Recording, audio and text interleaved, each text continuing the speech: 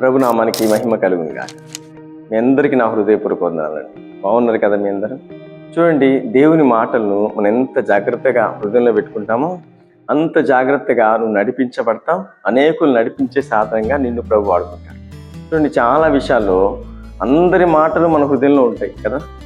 ఎవరెవరో చెప్పింది, ఎప్పుడో చెప్పింది, ఎన్నో సంవత్సరాల కింద చెప్పిన ఆ మాట జ్ఞాపకం ఉంచుకుంటాం. కానీ మరి దేవుని సందికి వెళ్ళి దేవుని సేవకుడు చెప్పే మాటలు మాత్రం మనం అంతగా వినం, అంతగా లక్ష్య పెట్టాం, అంత జాగ్రత్తగా మన హృదయంలో పెట్టుకోం. ఎందుకంటే ఇష్టం ఉండదు, కష్టంగా ఉంటుంది. ఎప్పుడో టైం అవుతుందా, ఎప్పుడెప్పుడు ఇంటికి వెళ్దామా అని వాళ్ళు ఏదో బంధింపబడిన వారి లెక్క మందిలో కూర్చుంటూ ఉంటాం. కానీ ప్రభు ఒక మాట మీకు చూపిస్తున్నాడు. చూద్దామా? సామెతల గ్రంథం 7వ అధ్యాయం 1వ వచనం. నా కుమారుడా, నా మాటలను మనస్సున ఉంచుకును. దేవునికి స్తుతి కలుగును గాక. నీ మనసులో ఏముండాలండి? ఏముండకపోయినా పర్వాలేదు, ఏమున్నా నీ జీవితంలో ఏం జరగదు, కానీ దేవుని మాటలు నీ హృదయంలో ఉంటే ఎంత ఆశ్చర్య కార్యములంటే, ఎన్ని అద్భుత కార్యములంటే ఆయన నీకు ఏమైనా ఇస్తాడు. ఎప్పుడు ఆయన మాటలు నీ హృదయంలో ఉంటే. కొంతమంది ఈ మాటలు తీసేసుకొని సొంతంగా నడుచుకుంటూ వెళ్తూ ఉంటారు, సొంత నిర్ణయాలు తీసుకుంటూ ఉంటారు. సొంతంగా వారి తెలివితేటలు మాకు ఉన్నాయి కదా, మాకెవరు చెప్పే అవసరం లేదు అన్నట్లుగా మరి సొంతంగా వెళ్ళిపోయి వాళ్ళ గుంటల్లో వాళ్ళే పడిపోతాం. శ్రమలకు, సమస్యలకు, చిక్కులు పడిపోతూ ఉంటారు. కానీ ప్రభు అంటున్నాడు, నా మాటలు నీ హృదయంలో ఉంచుకో. చూడండి, యెహోషువ తన ప్రజలందరూ కూడా యెరికో పట్టణంలో అడుగు పెడతాడు. అక్కడ చెప్పిన మాట ఏంటంటే, యెహోషువకు ఈ ప్రదేశంలో ఏది కూడా మీరు ముట్టకూడదు. ఏ బంగారు కనిపించినా, ఎంత విలువగల వస్త్రాలు కనిపించినా, మరి విలువేంటి కనిపించినా మీరు ఎలా ఉండాలంటే ఏం తీసుకోవద్దు. ఎందుకంటే ఈ పట్టణాన్ని శపించాను, ఇందులో ఏది శపితమైంది మీరు ముట్టకూడదని చెప్తే యెహోషువ తన ప్రజలందరూ జాగ్రత్తగా నడుస్తున్నారు. వాళ్ళకి ఎన్నో విలువేంటి కనిపిస్తున్నా, వజ్ర వైడూర్యాలు కనిపిస్తున్నా ఎవ్వరు ముట్టలేదు. కానీ ఒక్క ఆయన మాత్రం ఉండలేకపోయాడు. ఎవరు తెలుసా? ఆకాను.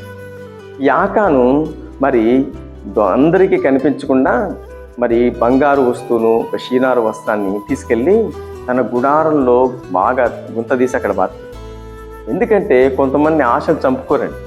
బంగారు చూస్తే విపరీతమైన ప్రేమ, బంగారు చూస్తే, వెండి చూస్తే, వస్త్రాలు చూస్తే ఇక వారికి భక్తి ఉండదు. మరి దేవుడు అవసరం లేదు, దేవుని మాటలు అవసరం లేదు. ఎలా ఉంటానంటే మాకు ఇవేమొద్దు, ఇవే మాకు ప్రాణాధారం అన్నట్టుగా ఉంటుంది. కానీ ఎంత శ్రమ అంటే దేవుడు అతన్ని బట్టి తన ఉన్న వారందరి ప్రయాణాన్ని మొత్తం ఆపేసి దొంగిలించబడ్డ వ్యక్తిని చూపిస్తే వీళ్ళంటారు, ఎలా ప్రభు అంటే అతడు మీ మధ్యలో ఉండకుండా అది నశింపచేయి. చూడండి, దేవుడి మాట కాకుండా వేరే మాట తీసుకుంటే, వేరే మాటలు నీ హృదయంలో ఉంటే నువ్వు లయమైపోతావు, నువ్వు సమస్యల్లో పడిపోతావు, నువ్వు చిక్కుల్లో పడిపోతావు. ఈరోజు అనేక కుటుంబాలు సమస్యల్లో, కరువులో, దుఃఖంలో, అప్పుల్లో పడ్డానికి కారణం ఏంటో తెలుసా? దేవుని మాటలు నీ హృదయంలో, నీ ఇంట్లో లేకపోవడం. మరి ఎంత బాధ తెలుసా? మరి వీళ్ళు ఏమైపోయారు? నశించిపోయారు.